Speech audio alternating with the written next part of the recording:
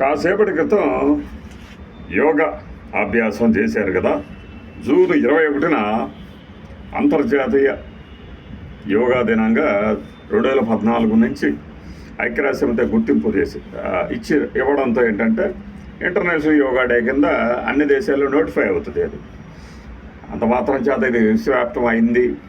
మోడీ గారి వల్లనే ప్రపంచానికి యోగా విశ్వవ్యాప్తమైంది అంటూ మన డిప్యూటీ సీఎం గారు అమూల్యమైన వాక్యాలు చెప్పారు. అదే ఇప్పుడు ప్రభువు మించిన ప్రభుభక్తి అంటే రాజును మించిన రాజభక్తి అంటారు కదా, అది కనపడింది అనమాట. ఎందుకంటే ఆయన ఖుషి సినిమాలోనే మీరు గుడుంబ శంకర్ కావచ్చు, తొక్కలో సత్తి కావచ్చు, నేను సిద్ధతో రాయ్ అనుకుంటా ఒక సుత్తా డైలాగ్ చెప్పే ముందు కొన్ని పేర్లు చెప్తాడు. శ్యామాచరణ్ లాహిరి, పరమహంస యోగానంద, వీళ్ళందరూ ఎవరు నాయన? యోగ గురువులు, విశ్వవ్యాప్తం చేసిన వాళ్ళు, నిజంగా విశ్వవ్యాప్తం చేసిన వాళ్ళు. పరమహంస యోగానంద ఆ బుక్ పట్టుకొని మన బాబా రజనీకాంత్ గారు ఒక బుక్ చూపించారు కదా, అసలైన బాబా ఈయన అంటే డబ్బింగ్ నాగూరు బాబు అనుకోండి.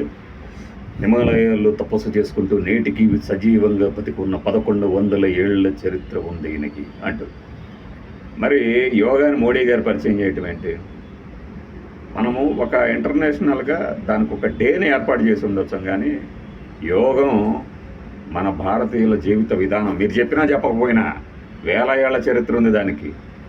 దానిని కాదని మనమే దానికి గుర్తింపు తెచ్చామంటే ఇప్పుడు ఆకాశం నవ్వుకుంటుంది. ఆకాశానికి మేము రంగు వేసాము, పలానాది చేసాము అనుకుంటే ఒక జీవన విధానం.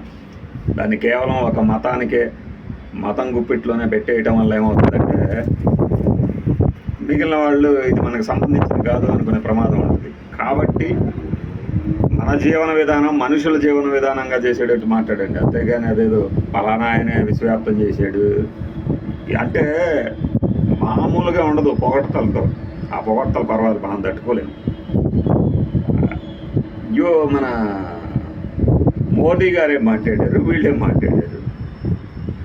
మానసిక ఆరోగ్యానికి ధ్యానం, శారీరక ఆరోగ్యానికి ఆసనాలు, ఇవి చాలా ముఖ్యం.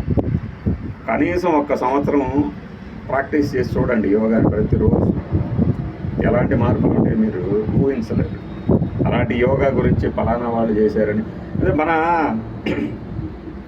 ఋగ్వేదంలో దీనికి సంబంధించి ప్రస్తావన ఉంది.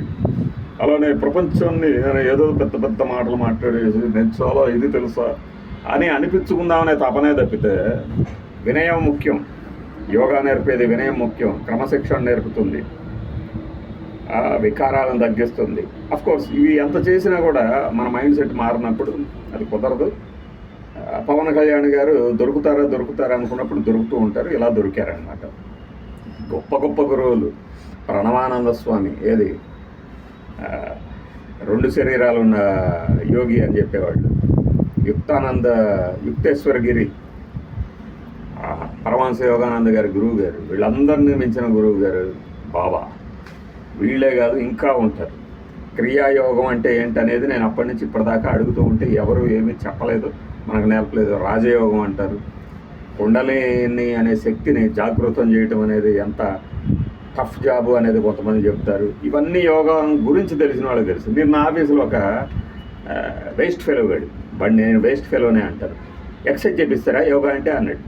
నీకు అది తెలియదు కాబట్టి నీకు ఎప్పటికీ తెలియదు, నీ జీవితంలో నీకు తెలియదు అన్నాడు. ఇంకొకడు ఉన్నాడు, ఒకటి కళ్ళు మూసుకుని నిద్రపోవటమైనా ధ్యానం అంటే అంటాడు.